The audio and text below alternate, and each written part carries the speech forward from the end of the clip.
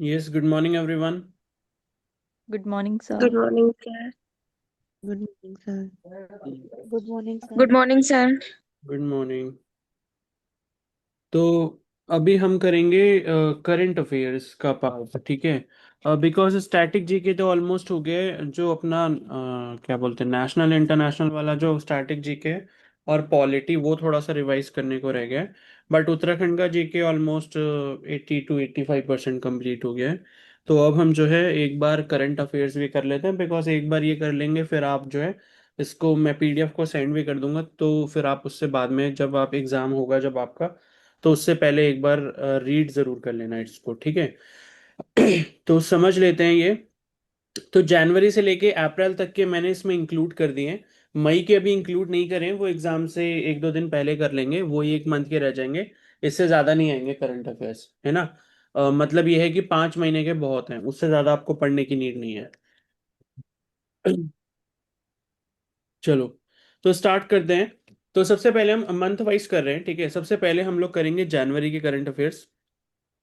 तो स्क्रीन पे जैसे आपको दिख रहा होगा, मैं आपको एक एक पॉइंट समझा दूंगा ये, ठीक है। तो पहला इसमें क्वेश्चन है, मतलब इसको मैंने क्वेश्चन फॉर्म में रख दिया है, ठीक है। तो पहला ये है कि नीति आयोग द्वारा जनवरी 2026 में जारी निर्यात तत्परता सूचकांक, ठीक है, ये आपको याद रखना है। निर्यात तत्परता सूचकांक 2024, यानी कि एक्सपोर्ट प्रिपेयर्डनेस इंडेक्स, ठीक है। अब ये एक्सपोर्ट प्रिपेयर्डनेस इंडेक्स क्या होता है, इसका मतलब ये है कि अगर हम मान लो किसी चीज को एक्सपोर्ट करना चाहते हैं उत्तराखंड से। मान लो कि क्या बोलते हैं कि सेब की खेती बहुत अच्छी हो रही है, या अखरोट बहुत अच्छे हो रहे हैं, या मान लो पुलम है, या आलू बुखारा है, बड़ा अच्छा हो रहा है यहाँ से। अब हमको इसको एक्सपोर्ट करना है। अब हो सकता है एक्सपोर्ट किसी दूसरे राज्य में करना हो, या हो सकता है किसी बाहर में जगह पे करना हो। जैसे मान लो कहीं नेपाल करना है, ठीक है, या मान लो हमको नीचे थाईलैंड में भेजना है, कहीं पर भी किसी कंट्री वगैरह में भेजना है, या बाहर यहाँ से क्या करना है, एक्सपोर्ट करना है। तो उसके लिए हमारी तैयारी कितनी है, यानी कि हम कितना तैयार हैं।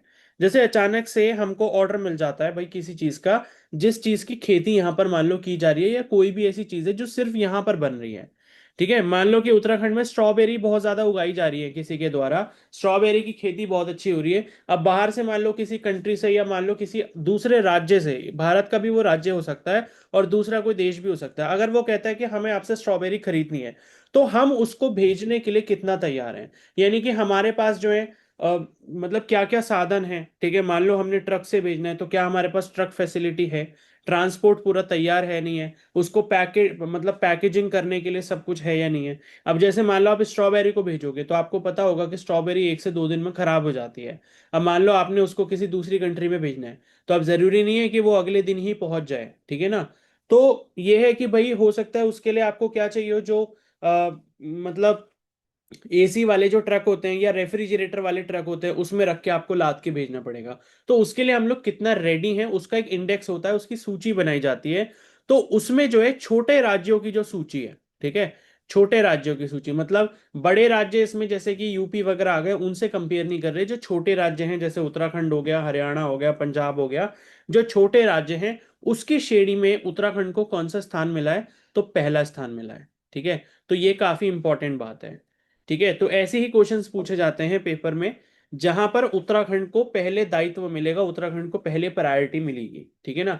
तो ये आपने ध्यान रखना है कि एक्सपोर्ट प्रिपेयर्डनेस इंडेक्स 2024, ठीक है, ये 2024 की रिपोर्ट अभी 2026 में जनवरी में पब्लिश हुई थी। तो इसमें जो स्मॉल स्टेट्स वाला सेक्शन है उसमें उत्तराखंड फर्स्ट नंबर पे रहा है, ठीक है। तो ये आपने यहाँ पर ध्यान रखना है। और अगर आपको बड़े राज्य में याद रखना, तो बड़े राज्य में महाराष्ट्र पहले नंबर पे था, ठीक है। बड़े राज्य में जो है महाराष्ट्र जो है वो पहले नंबर पे था।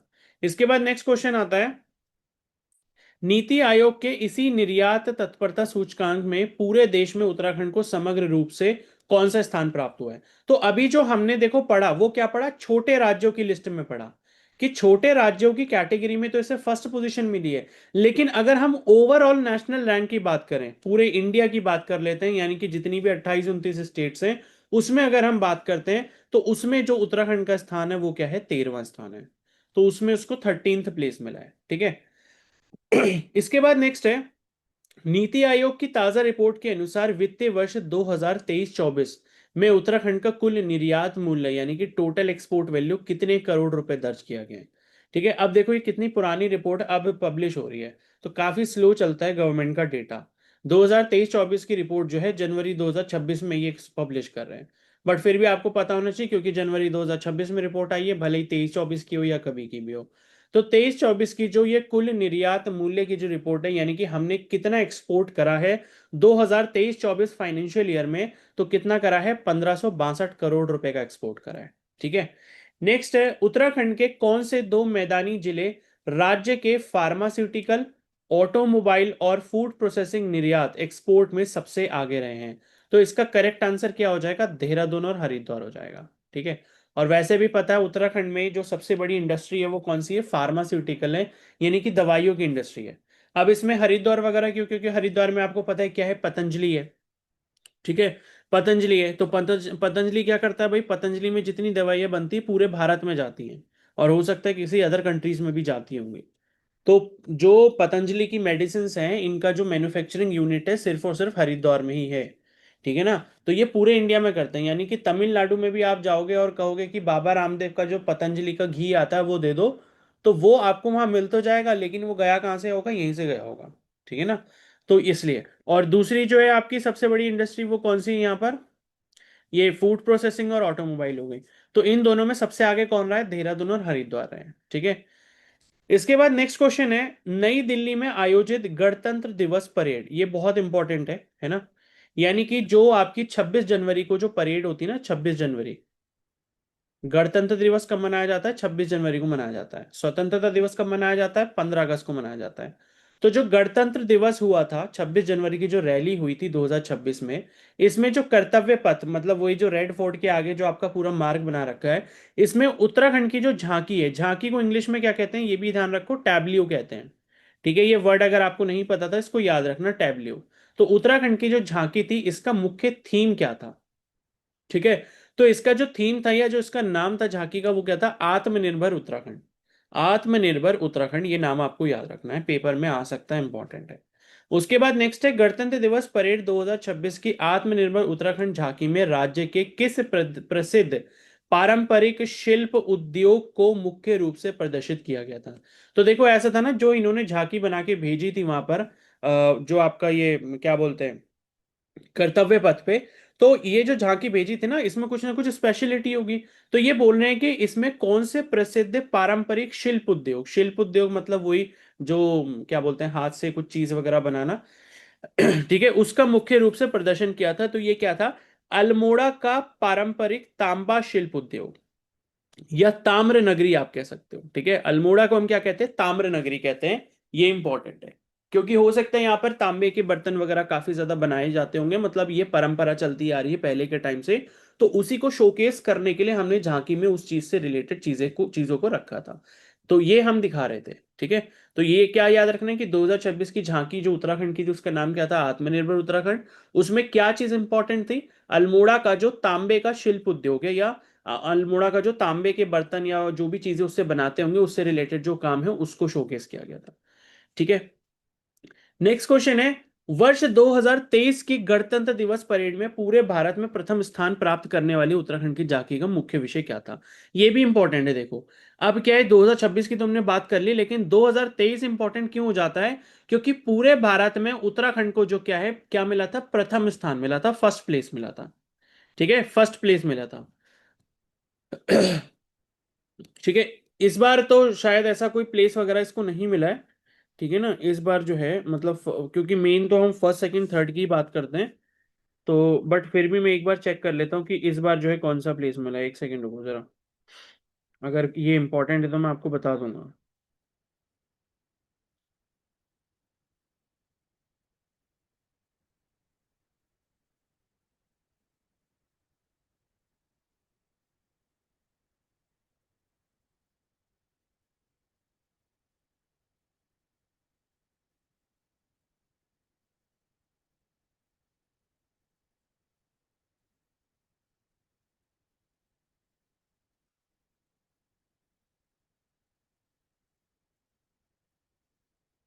अच्छा ठीक है, इस बार इन्होंने पार्टिसिपेट नहीं करा था, मतलब जो कंपटीशन होता है ना उसमें पार्टिसिपेट नहीं करा था। क्योंकि ऐसा है कि हर साल कुछ कुछ स्टेट्स को मौका मिलता है, सबको नहीं मिलता है। ठीक है, बट झांकी सब दिखाते हैं ये, तो झांकी इन्होंने भी दिखाई थी। ठीक है। उसके बाद जो है, हम्म, तो इसके बाद अगले क्वेश्चन पे चलते हैं। नेक्स्ट है, तो 2023 की जो गणतंत्र दिवस की परेड थी, ठीक है, उसमें जो पूरे भारत में पहला फर्स्ट प्लेस जो मिला था उत्तराखंड की झांकी को, उसका मुख्य विषय या उसकी थीम क्या थी? तो उसका नाम क्या था? मानस खंड। ये इंपॉर्टेंट है। ठीक है, क्या नाम था? मानस खंड। और कब मिली थी? 2023 में, जब फर्स्ट प्लेस मिला था। नेक्स्ट आता है, डिजिटल पुलिसिंग के तहत inter operable criminal justice ICJS 2.0 को समय से पहले लागू करने में उत्तराखंड पुलिस को देश में कौन सा स्थान मिला है? देखो क्या है ना, डिजिटल पुलिसिंग का मतलब यह है, यही जो साइबर क्राइम या जो ऑनलाइन फ्रॉड वगैरह होते हैं ना, मतलब ठीक है, ऑनलाइन चीजों से रिलेटेड जो फ्रॉड वगैरह होते हैं, तो उसमें क्या करा है कि उससे रिलेटेड एक ऑपरेशन को चलाया गया जिसका नाम क्या है, या उससे रिलेटेड एक सिस्टम को बनाया गया है जिसका नाम क्या है? इंटर ऑपरेबल क्रिमिनल जस्टिस, यानी कि ICJS 2.0। ठीक है, तो इसको क्या है, समय से पहले लागू कर दिया, यानी कि उत्तराखंड की जो पुलिस है इसमें काफी ज्यादा क्या रही है, एक्टिव रही है। और इसको क्या है, इन्होंने बहुत पहले ही लागू कर दिया, तो इस वजह से उत्तराखंड पुलिस को किस कौन सा स्थान मिला है यहाँ पर? फर्स्ट प्लेस मिला है। ठीक है, तो कौन सा स्थान मिला है यहाँ पर? फर्स्ट प्लेस मिला है। इसके बाद नेक्स्ट है, दीव के घोगला बीच पर आयोजित खेलो इंडिया बीच गेम्स 2026। ठीक है, ये याद रखना है, खेलो इंडिया गेम्स ये हर साल होते हैं। ठीक है, खेलो इंडिया गेम्स जो हुए हैं, खेलो इंडिया बीच गेम्स, ठीक है, बीच, ये कौन सा बीच है? ये वाला। ठीक है, जो समुद्र तट के आसपास होता है। तो खेलो इंडिया बीच गेम्स 2026 की अंतिम मेडल टैली में एक सिल्वर और एक ब्रॉन्ज मेडल के साथ उत्तराखंड किस स्थान पर रहा? तो यहाँ पर जो ये खेलो इंडिया बीच गेम्स हुए थे, इसमें उत्तराखंड को क्या मिला है? एक सिल्वर और एक ब्रॉन्ज मेडल मिला है, यानी कि कोई भी गोल्ड नहीं मिला है। और इसी के साथ उत्तराखंड का जो नंबर है पूरे इंडिया में, ठीक है, जितनी भी स्टेट्स ने पार्टिसिपेट करा था, सभी स्टेट्स ने पार्टिसिपेट करा होगा, तो उसमें जो इंडिया का वो उत्तराखंड का जो नंबर है वो क्या है? 20 है। ठीक है, तो 20th रैंक मिली है, ये 20th प्लेस मिला है उत्तराखंड को, किसमें? खेलो इंडिया बीच गेम्स में। ठीक है, इसके बाद नेक्स्ट है, दीव में आयोजित, ठीक है, ये दीव पता है क्या है? दीव जो लिखा है ना, ये वो है दीव, जो आपका दामन एंड दीव होता है। दामन एंड दीव क्या है? आपका एक यूनियन टेरिटरी है। ठीक है, तो ये जो दीव है ना, इसको हिंदी में दीव कहते हैं, और ये पूरा बीच एरिया है। ठीक है, तो दीव में आयोजित खेलो इंडिया बीच गेम्स 2026 का क्या आधिकारिक शुभंकर, यानी कि ऑफिशियल मैस्कोट, ये बहुत पूछा जाता है। ठीक है, ये किसने बनाया था? ठीक है, किसे बनाया गया था? किसे बनाया गया था? तो ये बनाया गया था पर्ल, यानी कि डॉल्फिन को। यानी कि ये जो मैस्कॉट बनाया था, देखो कभी भी क्या होता है ना, कोई भी अगर गेम्स या स्पोर्ट्स वगैरह होते हैं जो कि नेशनल या इंटरनेशनल लेवल पे रहते हैं, ठीक है, तो वहां पर क्या होता है ना, उस गेम का एक चिन्ह बना देते हैं। ठीक है, उस गेम का क्या करते हैं, एक चिन्ह बना देते हैं, और ये जो चिन्ह होता है वो उसकी पहचान होती है कि भाई ये इस गेम से रिलेटेड है। तो उसी चिन्ह को हम क्या कहते हैं? उसका ऑफिशियल मैस्कॉट कहते हैं, यानी कि आधिकारिक शुभंकर। तो ये जो है, ये किसको बनाया गया था? एक डॉल्फिन थी जिसका नाम क्या था? पर्ल था। तो पर्ल नाम की डॉल्फिन के ऊपर ये बनाया गया था। ठीक है, पर्ल डॉल्फिन के नाम पर इसको बनाया गया था। इसके बाद नेक्स्ट है, जनवरी 2026 में देश के प्रतिष्ठित नागरिक सम्मानों के अंतर्गत उत्तराखंड मूल के कुल कितने व्यक्तियों को पद्म पुरस्कार के लिए चुना गया है? ये वाला क्वेश्चन भी बहुत इंपॉर्टेंट है, क्योंकि ये पूछा जाता है पेपर में कि भाई जो है पद्मश्री किसको मिला, पद्म विभूषण किसको मिला, ये पूछा जाता है। ठीक है, तो जनवरी 2026 में, ठीक है, 2026 में देश के प्रतिष्ठित नागरिकों के सम्मान के अंतर्गत उत्तराखंड मूल के, यानी कि जिनका उत्तराखंड का डोमिसाइल बना हुआ है, यानी कि जो उत्तराखंड के परमानेंट रेजिडेंस हैं, उसमें से कितने व्यक्तियों को पद्म पुरस्कार मिला है। तो पद्म पुरस्कार में क्या क्या आता है, देखो, पद्म भूषण आता है, पद्म विभूषण आता है और पद्मश्री आता है। ठीक है, पद्म भूषण, पद्म विभूषण और पद्मश्री आता है। तो उत्तराखंड से जो है 3 लोगों को मिले हैं पद्म पुरस्कार। अब मैं लिखवा भी देता हूं आपको कि किस किस को मिला है। एक जो ये पद्म भूषण मिला है, ठीक है, इसको चाहो तो आप भी नोट डाउन कर लेना, ये है पद्म भूषण। ठीक है, पद्म भूषण मिला है भगत सिंह कोश्यारी को। इनका नाम आपने जरूर सुना होगा पॉलिटिक्स वगैरह में। ठीक है, भगत सिंह कोश्यारी।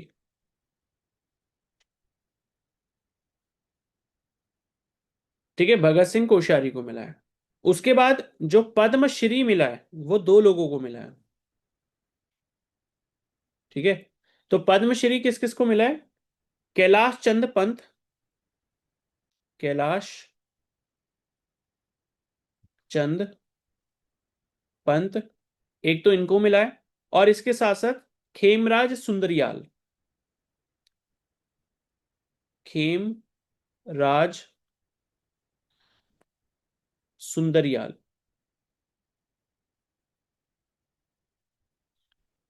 ठीक है, ये नाम आपने याद रखना है।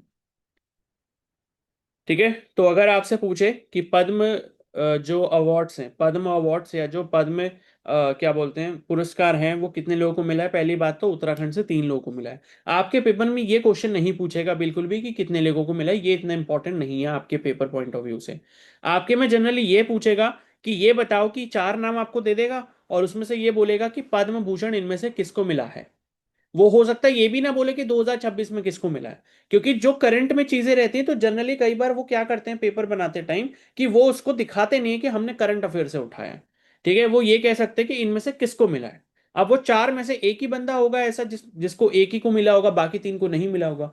और वो भी ऐसा होगा जिसको कब मिला होगा, 2026 में मिला होगा, क्योंकि ज्यादा पुरानी बात वो नहीं करेंगे इसके बारे में। क्योंकि ऐसे तो पद्म भूषण पद्मश्री हर साल मिलता ही रहता है, तो कितने सारे आप याद रखोगे।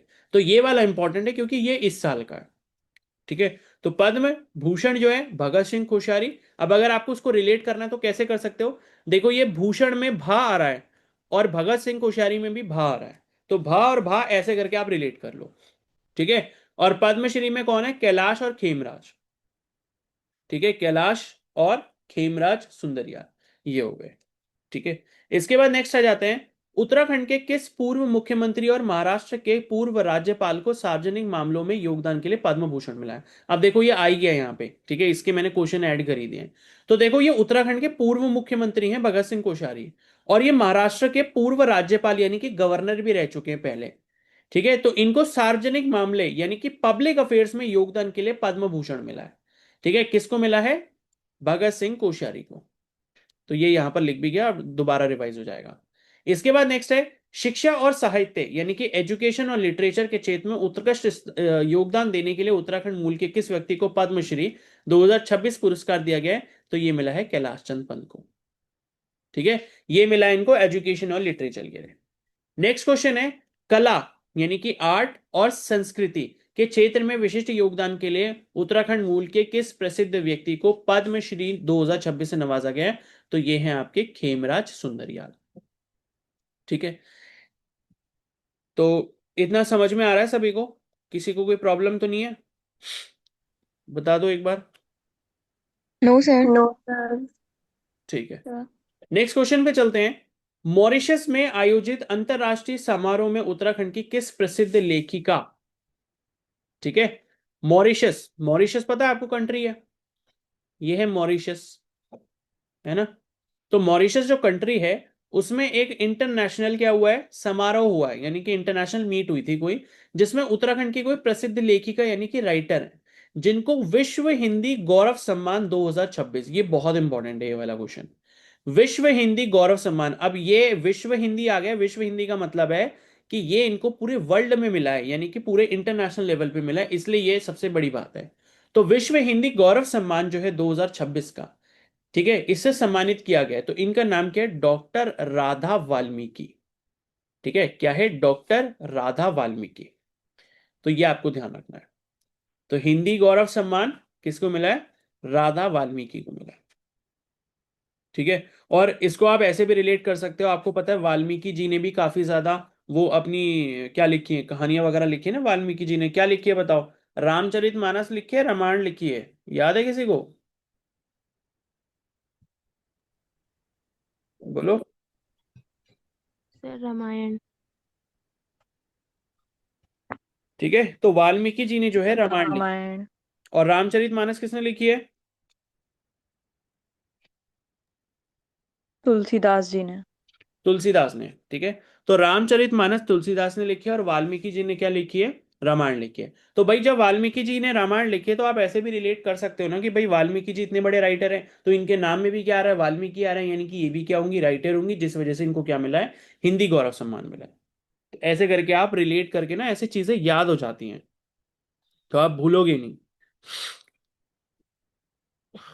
ठीक है, आगे बढ़ते हैं। जनवरी 2026 में उत्तराखंड उच्च न्यायालय, यानी कि जो नैनीताल हाई कोर्ट है, उत्तराखंड का जो हाई कोर्ट है, इसके नए मुख्याधीश, वो सॉरी नए मुख्य न्यायाधीश यानी कि चीफ जस्टिस, ये आपने पढ़ा भी था। ठीक है, तो ये आपने पढ़ा भी था। इनका नाम क्या है? जस्टिस मनोज कुमार गुप्ता। मैंने आपको बताया था एम के गुप्ता है, मनोज कुमार गुप्ता ये हैं। ठीक है, तो ये जो मनोज कुमार गुप्ता है, इनको जो पोस्टिंग मिली है अपनी चीफ जस्टिस के रूप में, ये कब मिली है? जनवरी 2026 में मिली है।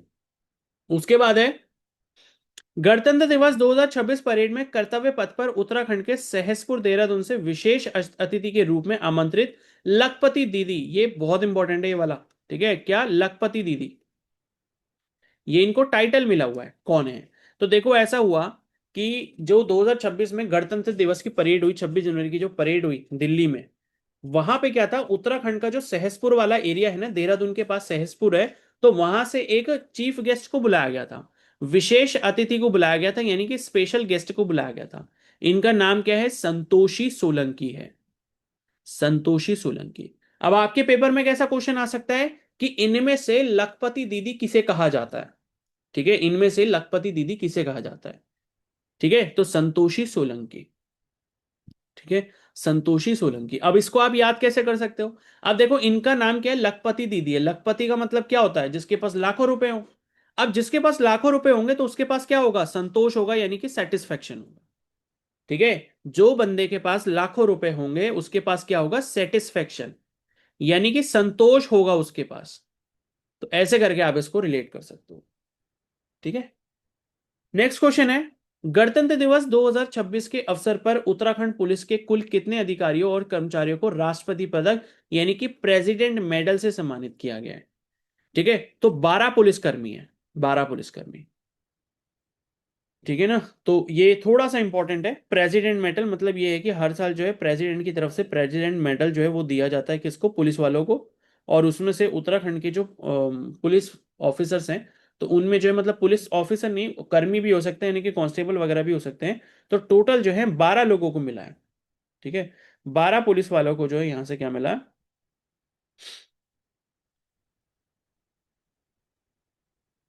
और इसमें एक इंपॉर्टेंट बात यह है कि इसमें एक आईजी है। आईजी का फुल फॉर्म क्या होता है? Inspector general. ये काफी ऊंची रैंक होती है, कमिश्नर वगैरह के ऊपर होती है, ये पता नहीं उसके लगभग बराबर होती है, उससे थोड़ा नीचे होती है, मतलब काफी हाई रैंक होती है। तो आईजी क्या है? इंस्पेक्टर जनरल होता है। तो ये आईजी इनमें है एक, जिनका नाम क्या है? जोगेंद्र सिंह रावत। तो जोगेंद्र सिंह रावत को विशिष्ट सेवा पदक मिला है। विशिष्ट सेवा का मतलब क्या होता है? एक्स्ट्रा ऑर्डिनरी, जिसने कोई काम करा हो। विशिष्ट मतलब स्पेशल कह सकते हो या एक्स्ट्रा ऑर्डिनरी कह सकते हो। तो विशिष्ट सेवा पदक इनको मिला, और बाकी इनके अलावा 11 पुलिस वाले और हैं जिनको क्या मिला है? प्रेसिडेंट मेडल मिला है। ठीक है, इसके बाद नेक्स्ट क्वेश्चन है, भारत सरकार के डीपीआईआईटी द्वारा जारी राज्य स्टार्टअप इकोसिस्टम रैंकिंग। ठीक है, राज्य स्टार्टअप इकोसिस्टम रैंकिंग में उत्तराखंड को देश के राज्यों की किस प्रतिष्ठित श्रेणी में रखा गया? ठीक है, इसको आप छोड़ सकते हो, ये आपके लिए इतना इंपॉर्टेंट नहीं है, इसको छोड़ देते हैं। ठीक है, हाँ ये वाला बहुत इंपॉर्टेंट है। देखो ये आपके लिए क्यों इंपॉर्टेंट है? क्योंकि नर्सिंग कॉलेज से रिलेटेड है। तो इसमें क्या लिखा है? मुख्यमंत्री पुष्कर सिंह धामी की घोषणा के अनुसार पौड़ी गढ़वाल के राजकीय नर्सिंग कॉलेज डोब श्री कोट, ठीक है, तो पौड़ी गढ़वाल का जो नर्सिंग कॉलेज है वो डोब श्री कोट में है, उसका नया परिवर्तित नाम क्या रखा गया? ये आपके लिए बहुत इंपॉर्टेंट है क्योंकि नर्सिंग फील्ड से रिलेटेड है, तो हो सकता है कि पेपर में देखने को मिल जाए। ठीक है, तो इसका नाम किसके ऊपर रखा गया? वो जो अंकिता भंडारी थी ना, ठीक है, स्वर्गीय अंकिता भंडारी राजकीय नर्सिंग कॉलेज, ये रखा गया है। तो जो अंकिता भंडारी का केस अभी भी चल रहा है ना, तो उन्हीं के नाम पे क्या रखा गया है? डोब श्री कोट वाला जो पौड़ी गढ़वाल में कॉलेज है, उसका उसका नाम बदल के स्वर्गीय अंकिता भंडारी राजकीय नर्सिंग कॉलेज रख दिया गया है। नेक्स्ट है छत्तीसगढ़ में आयोजित राष्ट्रीय वुशु, ठीक है, ये वुशु क्या होता है? कि स्पोर्ट होता है वुशु, इसकी स्पेलिंग ये है WUSHU। तो वुशु क्या है? एक खेल है। तो छत्तीसगढ़ में आयोजित राष्ट्रीय वुशु चैंपियन के सीनियर वर्ग 48 किलोग्राम भार वर्ग में उत्तराखंड हल्द्वानी की किस खिलाड़ी ने कांस्य पदक जीता है? तो ये जीता है हिमानी बिष्ट ने, हिमानी बिष्ट, ठीक है। तो ये आपको थोड़ा सा ध्यान रखना है। अब देखो इसमें क्या है ना, ये इंपॉर्टेंट क्यों है? क्योंकि ये वुशु चैंपियनशिप जो है, ये मतलब वुशु स्पोर्ट ही काफी अलग है, ठीक है, वुशु जो है ये स्पोर्ट ही काफी अलग है, जिसे चाइना में मतलब कुंफू भी कहते हैं, यानी कि एक मार्शल आर्ट है। तो वुशु एक तरीके का मार्शल आर्ट है जो कुंफू की तरह होता है। तो इसकी कोई चैंपियनशिप हुई होगी छत्तीसगढ़ में, उसमें क्या हुआ, उत्तराखंड की हल्द्वानी की कोई एक लड़की है जिसका नाम क्या है? हिमानी बिष्ट है, ठीक है। तो ये हिमानी बिष्ट जो है, इनको क्या मिला है? कांस्य पदक मिला है। तो ये बड़ी बात है, क्यों? क्योंकि नेशनल लेवल पे ये कॉम्पिटिशन हुआ है, ठीक है। अब इसको अगर आपने याद रखने कैसे रख सकते हो, जैसे वुशु आ रहा है, तो वुशु में क्या शाह आ रहा है? शाह, ठीक है। और ये हिमानी बिष्ट में भी क्या आ रहा है? एक शाह आ रहा है। तो ऐसे करके थोड़ा थोड़ा रिलेट हो सकता है, हिमानी बिष्ट वुशु, ठीक है। नेक्स्ट क्वेश्चन है, नई दिल्ली में आयोजित समारोह में national university governance and development award 2025 से उत्तराखंड की किस प्रमुख शैक्षणिक विभूति को सम्मानित किया गया है? ठीक है, तो इसमें क्या था, नई दिल्ली में क्या हुआ, एक national university governance and development award 2025 जो है वो आयोजित हुआ था, ठीक है। तो इसमें जो है प्रमुख शैक्षणिक विभूति, उत्तराखंड का मतलब उत्तराखंड की एक वो है एजुकेशन, मतलब एजुकेशन से रिलेटेड एक क्या बोलते हैं, मतलब एक बड़ी क्या बोलते हैं, मतलब बड़ी इमेज है या बड़ी फिगर है, तो उनको सम्मानित किया गया। इनका नाम क्या है? डॉक्टर विजय धसमाना, ठीक है, जो कि अध्यक्ष है किसके? स्वामी राम हिमालयन यूनिवर्सिटी। अब ये हिमालयन यूनिवर्सिटी वही है जिसके बारे में मैंने आपको पता नहीं परसों पढ़ाया था, है ना।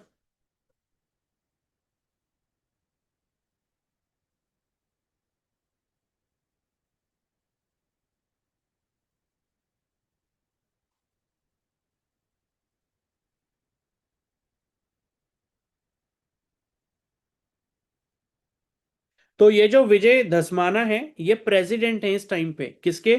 स्वामी रामा हिमालयन यूनिवर्सिटी, यानी कि वही जो जॉली ग्रैंड वाला आपका हॉस्पिटल और जो मेडिकल कॉलेज है, उसके ये क्या है? प्रेसिडेंट है, ठीक है। कौन? ये विजय धसमाना, ठीक है। आगे बढ़ते हैं।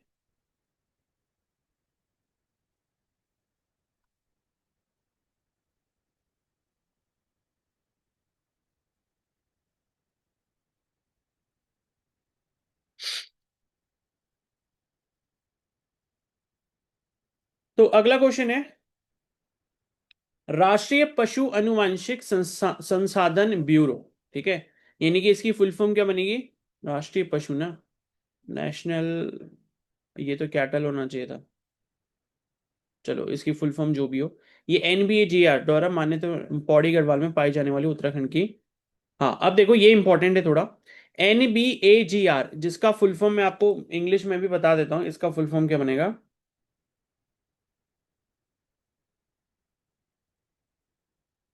तो इसका फुल फॉर्म याद रखो, national bureau of animal genetic resources, ठीक है, इसको चाहो तो लिख भी लेना, नेशनल ब्यूरो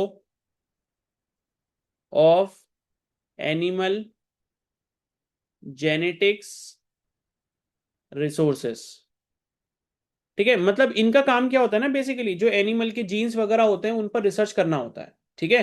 तो ये जो है NBAGR, national bureau of animal क्या बोलते हैं, एनिमल जेनेटिक रिसोर्स, ठीक है। इसमें क्या है, इसमें मतलब क्या है, ये राष्ट्रीय पशु आनुवंशिकता संस्थान ब्यूरो, ठीक है, द्वारा मान्यता प्राप्त मुख्य रूप से पौड़ी गढ़वाल में पाई जाने वाली उत्तराखंड की देखो ऐसा है ना, पौड़ी गढ़वाल में हमें क्या मिली है, एक नई स्पीशीज मिली है। ठीक है, एक नई क्या मिली है, नस्ल मिली है या प्रजाति आप कह सकते हो। तो उत्तराखंड की नई 43वीं पंजीकृत स्वदेशी बकरी की नस्ल है, यानी कि बकरी की एक नस्ल मिली है। ठीक है, तो उस नस्ल का जो नाम इन्होंने रखा वो क्या रखा है, उदयपुरी रखा है। उदयपुरी, उदयपुरी ब्रीड ये आप कह सकते हो। ठीक है, तो ये इंपॉर्टेंट क्वेश्चन है। तो NBAGR द्वारा 43वीं क्या निकाली है इन्होंने, एक नस्ल निकाली है बकरी की। ठीक है, जो कि पौड़ी गढ़वाल में पाई जाती है, तो उसका नाम क्या रखा है, उदयपुरी रखा है।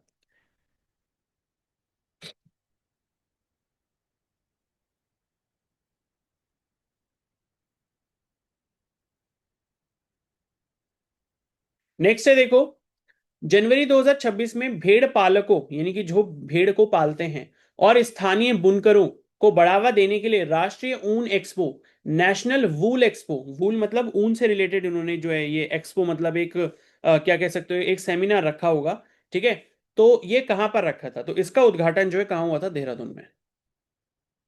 ठीक है, देहरादून में रखा था किसको, नेशनल वूल एक्सपो, इसका जो आयोजन है कहाँ किया गया, देहरादून में। उसके बाद नेक्स्ट है, चमोली जिले में स्थित ऐतिहासिक 200 किलोमीटर लंबे प्राचीन ट्रैक, जिसे लॉर्ड कर्जन रोड कहा जाता है या कर्जन ट्रेल कहा जाता है, इंपॉर्टेंट है ये। ठीक है, ये कहां पर है, चमोली जिले में। तो चमोली जिले में एक 200 किलोमीटर का लंबा प्राचीन ट्रैक है। ठीक है, जिसका नाम क्या है, लॉर्ड कर्जन रोड या कर्जन ट्रेल। इसका नाम बदलकर उत्तराखंड सरकार ने क्या रख दिया है, तो इसका नाम रख दिया है नंदा सुनंदा परिपथ, यानी कि नंदा सुनंदा सर्किट, ये नाम रख दिया है। ठीक है, तो कभी कभी ऐसा होता है कि सरकार को लगता है कि खाली बैठे तो क्या करें, चलो नाम बदल देते हैं इस चीज का, तो उससे बेनिफिट हो जाएगा। बट ऐसा कुछ होता नहीं है, है ना। अब ये सोचो, ये लॉर्ड कर्जन के ऊपर रखा है। अब लॉर्ड कर्जन जो है, आप ये मान के चलो 1972, नहीं सॉरी 1872 के आसपास जो है वो गवर्नर जनरल थे इंडिया के। ठीक है, तो उस टाइम का कभी ये बना होगा, ये 200 किलोमीटर लंबा ट्रैक। तो अब याद आया कि इसका नाम हमने नहीं बदला था, तो अब हम नाम बदल देते हैं। तो अब इन्होंने इसका नाम बदल के क्या रख दिया, नंदा सुनंदा सर्किट रख दिया। और ये कहां पर है, चमोली में। तो क्वेश्चन ऐसे आपके पेपर में बन सकता है कि लॉर्ड कर्जन ट्रेल या लॉर्ड कर्जन रोड जो है किस जिले में स्थित है। ठीक है, तो कहां पर है, चमोली में। इसका नया नाम क्या रख दिया है, Nanda Sunanda circuit. Next question है, उत्तराखंड के चमोली जिले में स्थित नवनिर्मित ऐतिहासिक नंदा सुनंदा परिपथ, ठीक है, चमोली में कहां से कहां तक फैला हुआ है। ये इतना इंपॉर्टेंट नहीं है आपके लिए, वैसे पढ़ना चाहो तो आप पढ़ सकते हो। ग्वालदाम से लेके तपोवन तक फैला हुआ है। ये पूरा एक लंबा ट्रैक, यानी कि कोई रोड वोड बनी होगी है। ठीक है, इसका जो नाम रखा गया है। उसके बाद नेक्स्ट है, ये वाला इंपॉर्टेंट है, देखो इसमें कुछ अलग करा है, मतलब उत्तराखंड सरकार ने कुछ अलग करा है इस चीज में। क्या करा है, आगंतुकों, ठीक है, और कैदियों के बीच बातचीत के लिए पारदर्शी शीशे और इंटरकॉम फोन प्रणाली शुरू करने वाला उत्तराखंड का पहला आधुनिक जिला कारागार यानी कि डिस्ट्रिक्ट जेल कौन सा बना है। आगंतुक मतलब क्या होता है, आगंतुक का मतलब जो मिलने मिलने आते हैं, मतलब जो कैदी होते हैं ना, उनके फैमिली वैमिली जो मिलने के लिए आते हैं, तो उनके लिए क्या करा है इन्होंने, वो जैसे 5 स्टार होटल्स में बाथरूम्स वगैरह होते हैं उस टाइप के, इन्होंने क्या कर दिए, वो शीशे के कमरे बना दिए। ठीक है, और साथ में इंटरकॉम की फैसिलिटी दे दी इन्होंने, फोन की फैसिलिटी दे दी। बाहर बंदा आएगा, अंदर कॉल करेगा, कॉल पे बात कर सकता है, बाहर से देख सकता है ट्रांसपेरेंट ग्लास से। तो ये कौन सी डिस्ट्रिक्ट की जेल में हुआ है, पिथौरागढ़ जेल में हुआ है। ठीक है, पिथौरागढ़ जेल में।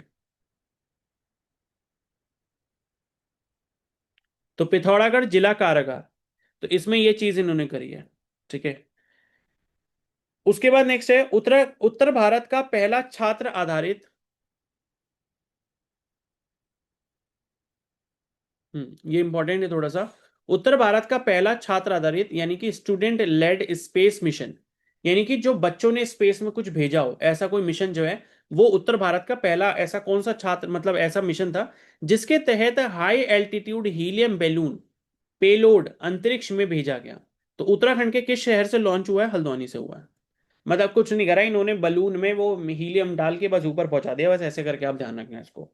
ठीक है, तो high altitude helium balloon payload, ठीक है, मतलब कुछ भेजा होगा हीलियम बलून की मदद से ऊपर। आपको पता ही है जो हीलियम वाले गुब्बारे हैं वो अपने आप आसमान में जाने लगते हैं, तो उसके साथ उन्होंने लटका के कुछ भेज दिया होगा। ठीक है, आपने भी जैसे बचपन में कुछ ऐसा करा होगा। तो ये ऐसा ही है, हल्द्वानी में हुआ ये। उसके बाद नेक्स्ट है, राष्ट्रीय मिलेट मिशन, ठीक है, के तहत पहाड़ी अनाज मंडवा खरीद ठीक है, फिंगर मिलेट प्रोक्योरमेंट के मामले में उत्तराखंड का कौन सा पर्वतीय जिला पूरे राज्य में प्रथम स्थान पर रहा है? तो चमोली। ठीक है, तो चमोली जो है वो आगे रहा है। मतलब क्या है कि ये जो मंडवा होता है ना, आपने देखा होगा मंडवे का आटा खाया जाता है, मंडवा खाया जाता है। तो ये मंडवा से रिलेटेड जो है ना, इसके मामले में उत्तराखंड में जो पर्वतीय जिला है चमोली, उसको पहला स्थान मिला है। किसमें? राष्ट्रीय मिलेट मिशन में, यानी कि नेशनल मिलेट मिशन में, इसमें मिला है इसको। उसके बाद नेक्स्ट है, उत्तराखंड पर्यटन विभाग द्वारा राज्य में 365 दिन टूरिज्म को बढ़ावा देने के लिए पैन इंडिया रोड शो, ठीक है, क्या है? पैन इंडिया रोड शो की शुरुआत नई दिल्ली में किसके द्वारा की गई? तो ये की गई है सतपाल महाराज, जो कि हमारे क्या है, पर्यटन मंत्री हैं। ठीक है, पैन इंडिया रोड शो। ठीक है, तो ये नई दिल्ली में की गई है, मतलब ये है कि कहीं इसका कोई रोड शो होता होगा, जो कि क्या मतलब, कुछ ऐसा है कि ये रोड शो कहीं पर उन्होंने लगा दिया होगा, और ये उससे ये दिखाना चाहते हैं कि 365 दिन जो है टूरिज्म बड़ा बना रहे, किसमें? उत्तराखंड में। तो ये किसने करा? सतपाल महाराज ने करा। उसके बाद नेक्स्ट है, जनवरी 2026 में 16 से 18 तारीख तक राष्ट्रीय पैरालंपिक पावर लिफ्टिंग चैंपियनशिप का सफल आयोजन उत्तराखंड के किस शहर की कोर यूनिवर्सिटी में हुआ है? अब आपको पता है ये कोर कहां पर है। कोर का नाम आपने सुना सुना होगा ना, COER, ये है आपका रुड़की हरिद्वार में। ठीक है, रुड़की हरिद्वार में। तो उत्तराखंड में जो है क्या किए गए, राष्ट्रीय राष्ट्रीय मतलब national Paralympic power power lifting championship. अब ये पैरालंपिक क्या होते हैं? पैरालंपिक का मतलब होता है विकलांगों के लिए इस्तेमाल किया जाता है। ठीक है, विकलांगों के लिए, जैसे एक वर्ड होता है ना पैरालाइज, पैरालाइज का मतलब यही होता है कि कोई अंग किसी का काम नहीं कर रहा है। तो ये विकलांग के जो खेल होते हैं ना, विकलांग के ओलंपिक्स कह सकते हो आप। ठीक है, तो विकलांग लोगों के लिए जो ये स्पेशल टाइप की स्पोर्ट्स कैटेगरी बनाई जाती है, उसको हम पैरालंपिक कहते हैं। तो पैरालंपिक, राष्ट्रीय पैरालंपिक पावर लिफ्टिंग, ठीक है, पावर लिफ्टिंग मतलब इसमें क्या है, वजन उठाना होता है। तो जो जितना ज्यादा वजन उठाएगा वो जीत जाएगा। तो इसका आयोजन कहाँ किया गया? कोर यूनिवर्सिटी में, COER, जो कहां पर है? आपकी रुड़की में है। इंपॉर्टेंट है। ठीक है, इसके बाद नेक्स्ट है, जयपुर में आयोजित राष्ट्रीय सौंदर्य प्रतियोगिता, ठीक है, राष्ट्रीय सौंदर्य प्रतियोगिता में जूनियर मिस इंडिया 2026 का प्रतिष्ठित खिताब जीतने वाली पलक जोशी उत्तराखंड के किस स्थान से संबंधित है? अब ये इंपॉर्टेंट क्यों हो जाता है? क्योंकि नेशनल लेवल पे इसने अवार्ड जीता है। किसने जीता है? पलक जोशी ने। ठीक है, पलक जोशी है। तो पलक जोशी ने ये जीता है, और ये उत्तराखंड से ही है। और क्या जीता इन्होंने? Junior miss India 2026। अब जूनियर मिस इंडिया 2026 लिखा है, तो इनकी एज भी ऐसी होगी, 14 15 16 साल के आसपास, क्योंकि जूनियर मिस इंडिया ये। क्योंकि वैसे वाला मिस इंडिया होता है तो उसमें एज 18+ होती है, तो इसमें एज कमी होगी। तो उस कैटेगरी में जो है किसने जीता? पलक जोशी ने। और ये कहां से आती है? टनकपुर चंपावत जिले से आती है।